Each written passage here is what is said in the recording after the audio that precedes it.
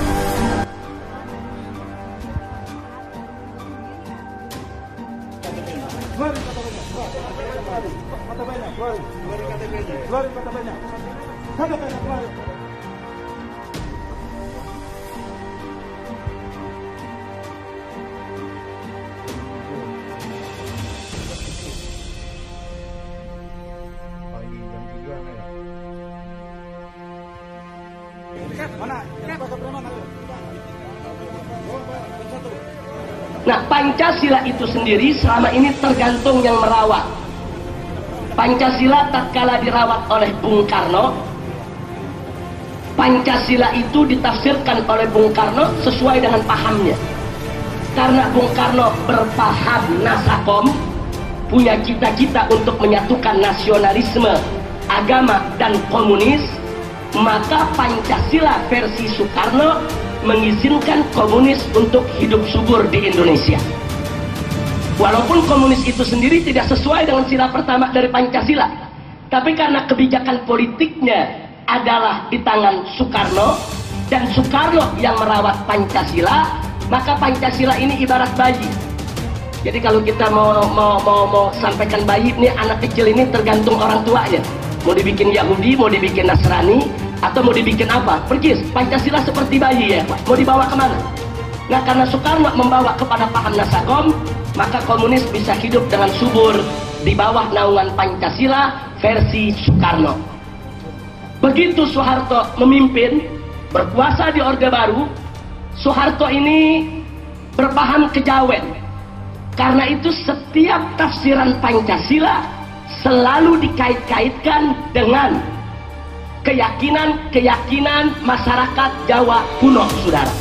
Selalu dikait-kaitkan ke sana, sehingga sampai muncul pemitosan Pancasila itu sendiri. Sampai di tahun 78 lahir satu agama baru, walaupun Pak Harto saat itu mengatakan itu bukan agama, tapi dalam prakteknya menjadi agama baru yang kita kenal dengan aliran kepercayaan. Ini agama yang dilahirkan dari pemitosan Pancasila.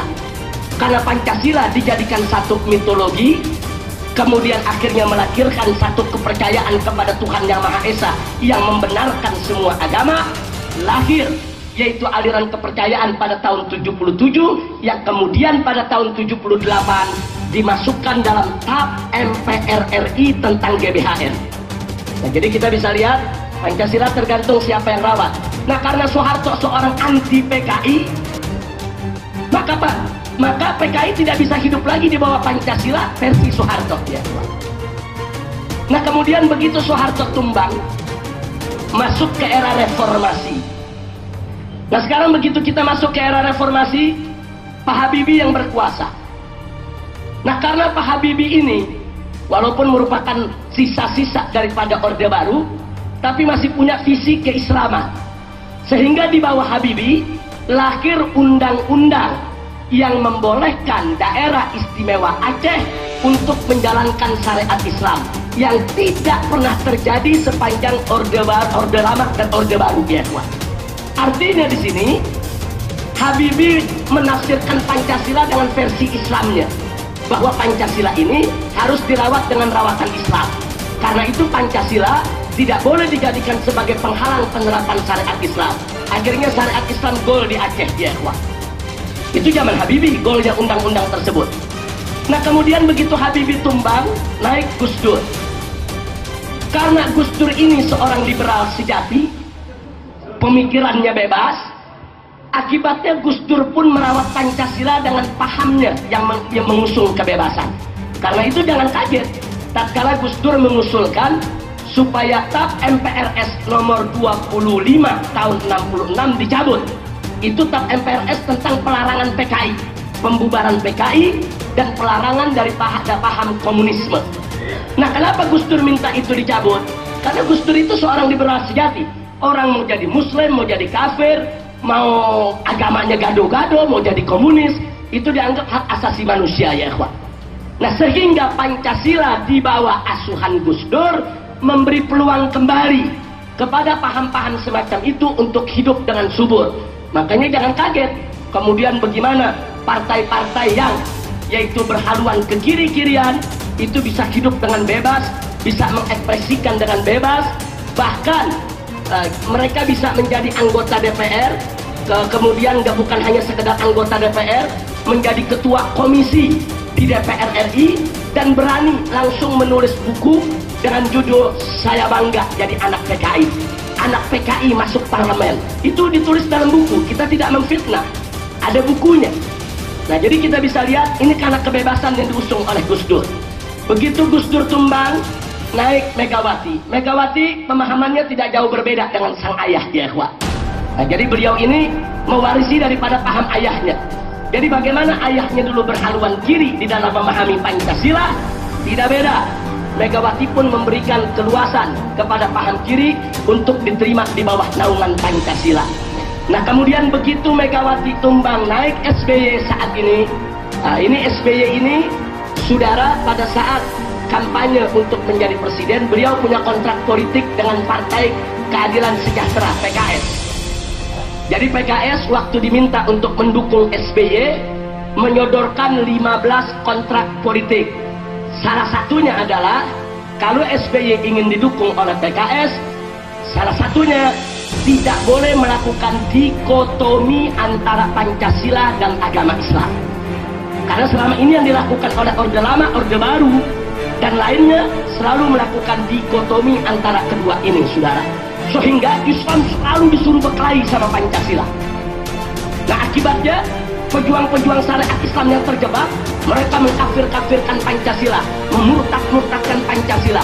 Pendukung Pancasila tidak mau kalah. Mereka pun mengatakan pejuang-pejuang syariat Islam ekstremis, fundamentalis, bahkan belakangan disebut teroris, ya. Nah jadi ini satu pertempuran ideologi. Sementara Islam itu sendiri bukan ideologi, tapi merupakan akidah, syariat dan akhlak. Nah jadi kita lihat di sini, yang ingin saya tekankan di sini sekali lagi dari pengalaman-pengalaman yang sudah saya sampaikan tadi, jangan kita terjebak untuk dihadap-hadapkan dengan Pancasila.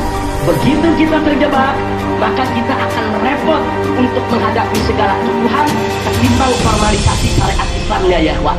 Energi kita akan habis, tenaga kita akan habis, akhirnya waktu kita juga akan habis. Kita tidak akan punya waktu lagi untuk mempositivisasi daripada syariat Islam, mentransformasi daripada syariat Islam, karena kita akan kewalahan untuk menghadapi segala tuduhan-tuduhan. Oh ini anti Pancasila, ini subversif, ini ingin mendirikan negara, oh ini ingin menggantikan dasar negara, oh ini ingin menghancurkan NKRI, dan seterusnya dan seterusnya. Dan ini sedang dimainkan oleh mereka. Contoh, mereka dibantu. Pada saat saya dan kawan-kawan dari MUI, dari FUI, kemudian begitu juga dari aktivis-aktivis NU dan Muhammadiyah yang punya peduli terhadap pornografi dan porno aksi, menggelar aksi 1 juta umat di Jakarta.